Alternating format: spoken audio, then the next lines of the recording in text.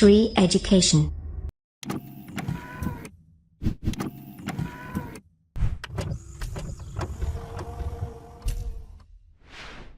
नमस्कार दोस्तों, बहुत बहुत स्वागत करता हूं मैं आप सभी का श्री एजुकेशन की तरफ से और मेरा नाम है रवि। तो दोस्तों, आज का जो हमारा ये वीडियो है, वीडियो नंबर 13 है, भारत का भूगोल, जो कि क्रैश कोर्स पढ़ रहे हैं हम इंडियन ज्योग्राफी का।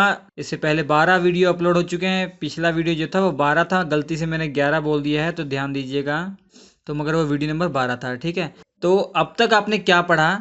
हमारे भारत के अंदर जो हिमालय पर्वत थे वो हमने आपको बता दिए, ठीक है। मतलब उत्तर की ओर जो पूरे हिमालय पर्वत थे वो हमने आपको बता दिए। जो प्रायद्वीपीय भारत का पठार था वो हमने आपको बता दिया। अब बीच में जो बचा हुआ है, बहुत बड़ा सा मैदान बचा हुआ है, जिसे उत्तर भारत का विशाल मैदान कहा जाता है। और भी मैदानी भाग है, जो आपके ये पूर्वी घाट वाला पूर्वी तट है ये, और ये पश्चिमी तट है। जो पश्चिमी घाट था और समुद्र के बीच इधर आपको ये वो मिलते हैं, मैदान मिलते हैं थोड़े थोड़े, यहाँ भी मैदान मिलते हैं, तो वो हमें पढ़ने हैं, ठीक है। तो ये पूर्वी तट पढ़ना है, पश्चिमी तट पढ़ना है, तो उत्तर भारत के विशाल मैदान पढ़ने हैं। तो आज के इस वीडियो में ये 3 चीज़ें हमें पढ़नी है। आप इस वीडियो में देख सकते हैं जहाँ जहाँ ग्रीन पोर्शन है वो हमारे मैदान है। तो सबसे विशाल मैदान ये उत्तर भारत का विशाल मैदान है ये, ठीक है। और आप देख रहे हैं ये पूर्वी घाट में जो ग्रीन ग्रीन कलर जो तट हैं ये भी मैदान है। और वेस्टर्न घाट ये भी मैदान है। वेस्टर्न घाट का मैदान जो है उसकी चौड़ाई बहुत कम है, जबकि ईस्टर्न घाट की जो चौड़ाई है वेस्टर्न घाट से अधिक है। मगर सबसे जो चौड़ा है वो कौन सा है? उत्तर भारत के विशाल मैदान। मैदान पढ़ने से पहले आपको, मैं उम्मीद कर रहा हूँ आपको जो हिमालय पर्वत की जितनी भी शाखाएं, जितनी भी श्रेणियाँ वो पता होनी चाहिए, जो हम बता चुके हैं। और जो हमारे पठार हैं वो पता होना चाहिए। पठारों पे जो पहाड़ हैं वो भी आपको मालूम होने चाहिए, सब मालूम होना चाहिए। तो जो छोटे छोटे ये तट हैं आपके, इनके बारे में पहले देख लेते हैं, फिर हम चलेंगे आपके उत्तर भारत के विशाल मैदानों की ओर। तो सबसे पहले हम बात करेंगे, किसकी बात करते हैं? सबसे पहले हम बात करते हैं आपके पूर्वी तट की, ठीक है।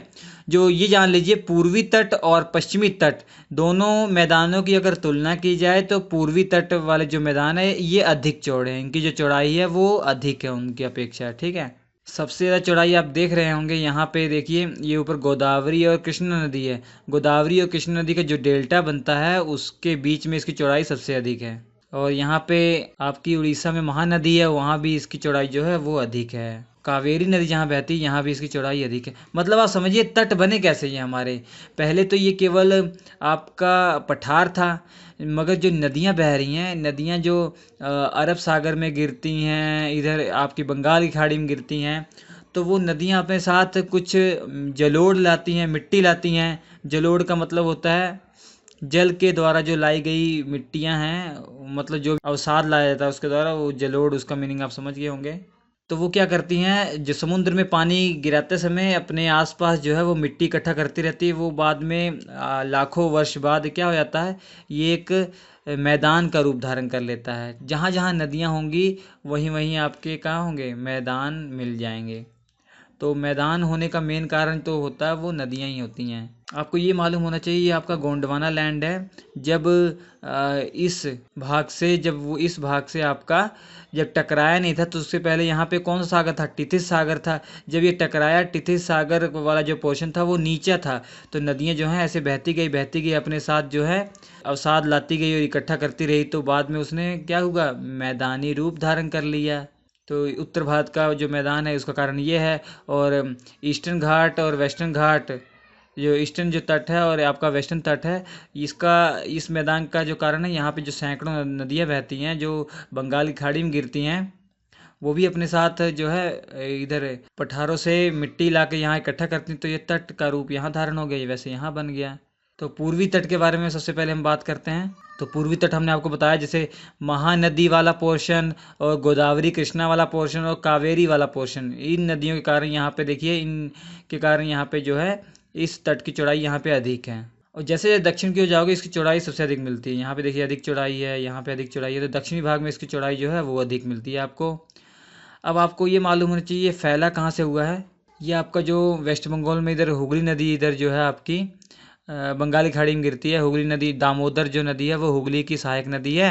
तो हुगली नदी से लेकर नीचे आपका जो तमिलनाडु है वहाँ तक ये पूरा ये फैला हुआ है। तो आपका ये जो पूर्वी तट मैदान है यहाँ तक फैला हुआ, ये जान लीजिए।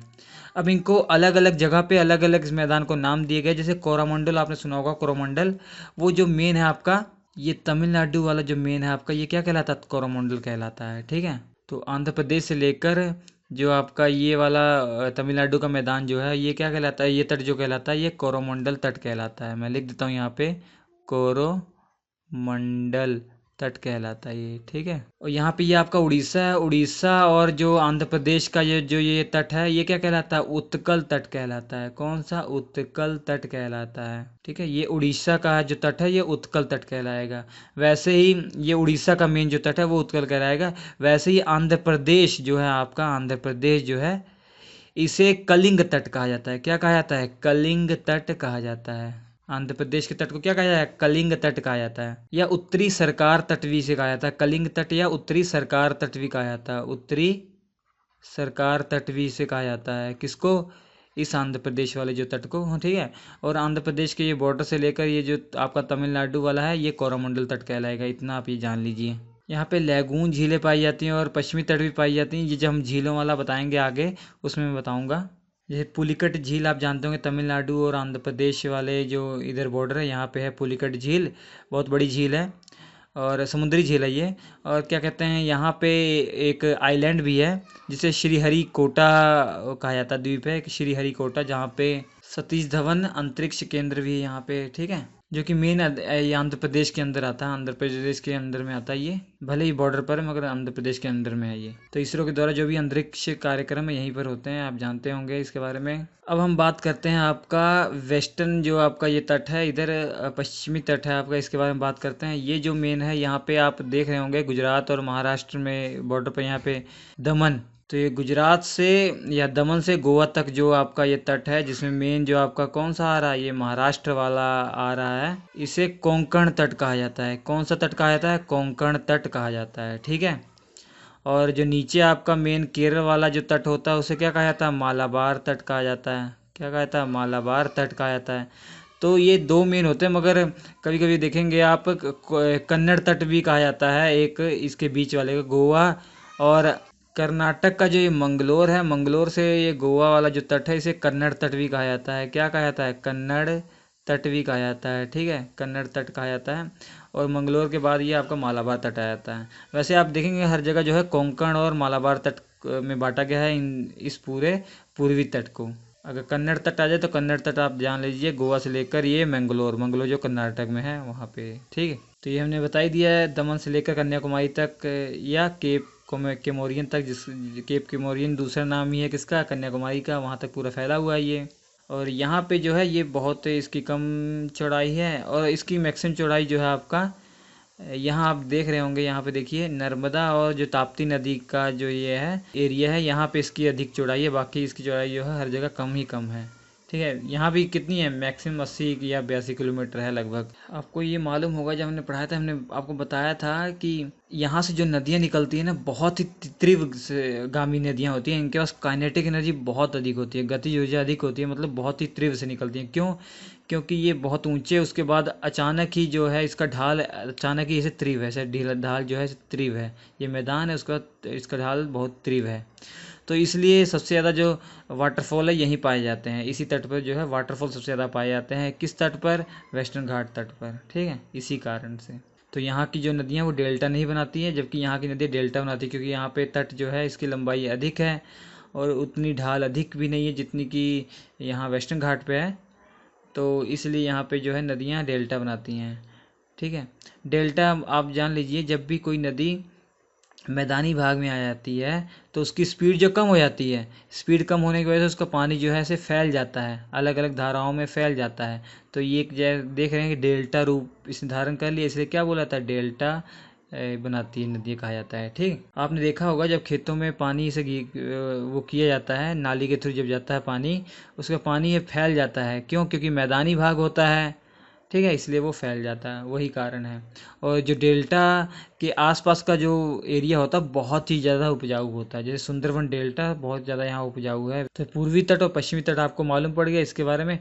अब मेन जो हमारा ये है, कौन सा तट है ये? उत्तरी भारत का विशाल मैदान, जिसमें आपका ये गंगा नदी और यमुना नदी के आसपास का पूरा एरिया आ जाता है। इसका जो मेन कारण है गंगा नदी और जो इसकी सहायक नदियाँ वही है इनका मेन कारण। अब उत्तरी जो भारत के विशाल मैदान है इसको भी 4 भागों में बांटा गया है पढ़ने के लिए, ठीक है, समझने के लिए इसको भी 4 भागों में बांटा गया है। तो मैं उसके नाम आपको बता देता हूँ कौन कौन से हैं। भाबर प्रदेश है एक, ठीक है, कौन सा, भाबर प्रदेश।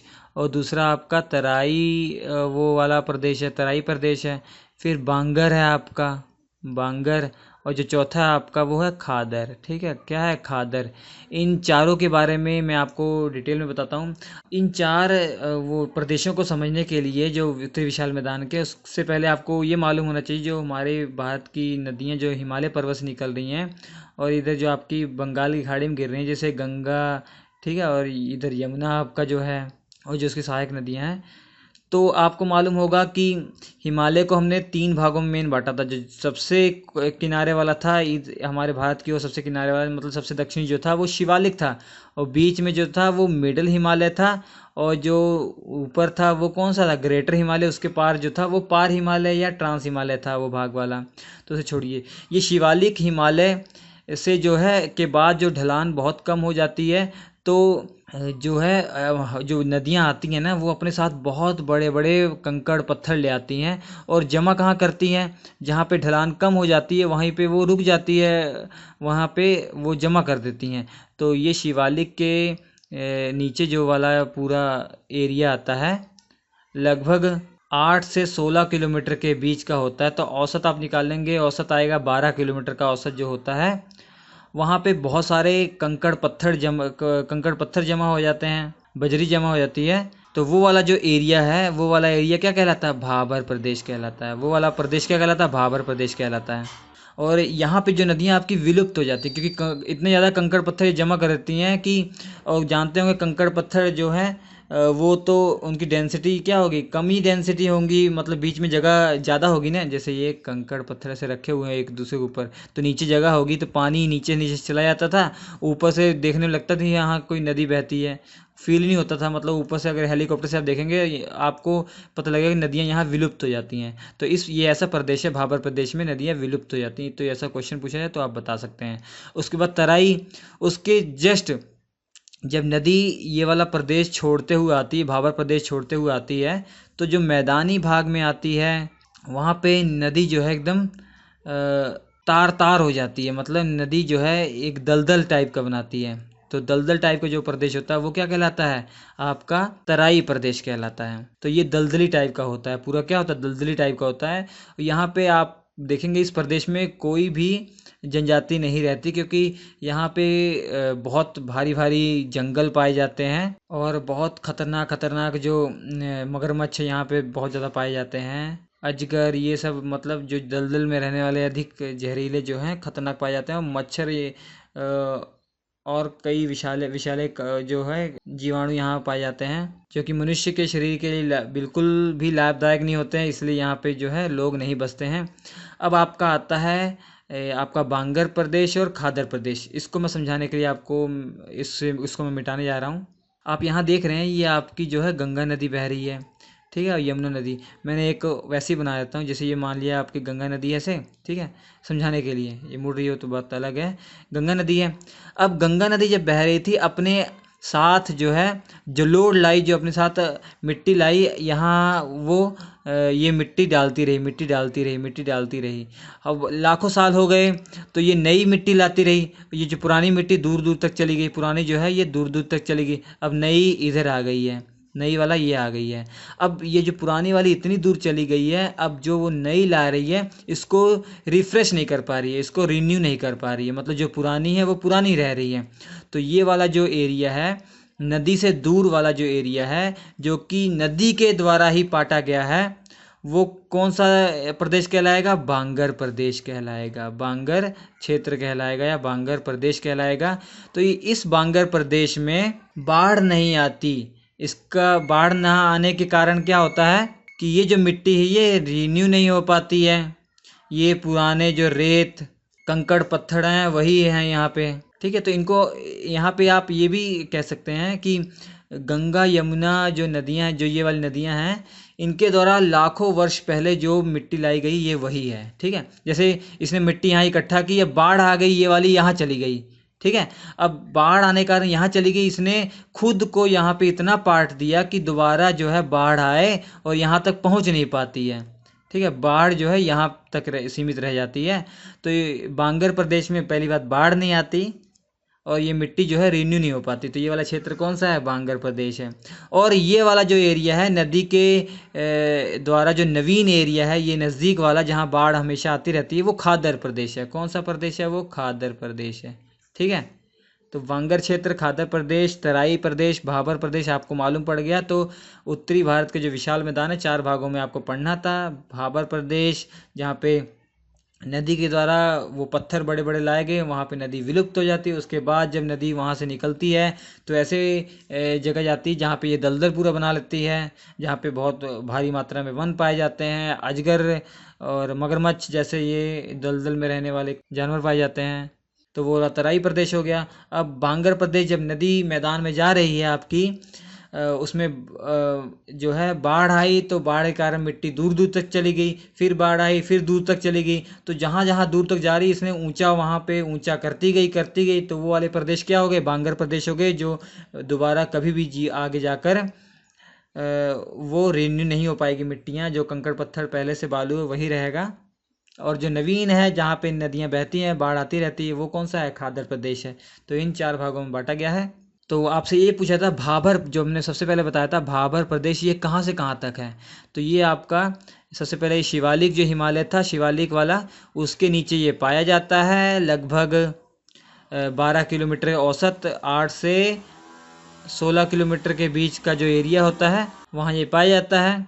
और ये जो आपका सिंधु नदी से लेकर, यहाँ पे सिंधु नदी आपकी, सिंधु नदी से लेकर तीस्ता नदी जो कि आपका ब्रह्मपुत्र में मिल जाती है, इधर सिक्किम उक्किम से निकलती है, इसके पास से आती है और आपका ब्रह्मपुत्र मिल जाती है। तो वहाँ तक ही है पूरा, ठीक है, वहीं तक है ये। तो ये मैदान थे जो कि आपको मैंने पूरा बता दिया। इसके बाद वाली वीडियो जरूर सीरीज देखिएगा। वीडियो अच्छा लगा हो लाइक कीजिएगा, शेयर कीजिए दोस्तों के साथ, ताकि वो भी इसका लाभ उठा सकें। और स्क्रीन पर 4 वीडियो जो आ रहे हैं इंपॉर्टेंट है, और प्लेलिस्ट में जाइए, बहुत अच्छे अच्छे वीडियो आपको मिल जाएंगे। हम आपसे मिलेंगे अगले एपिसोड में, तब तक के लिए नमस्कार।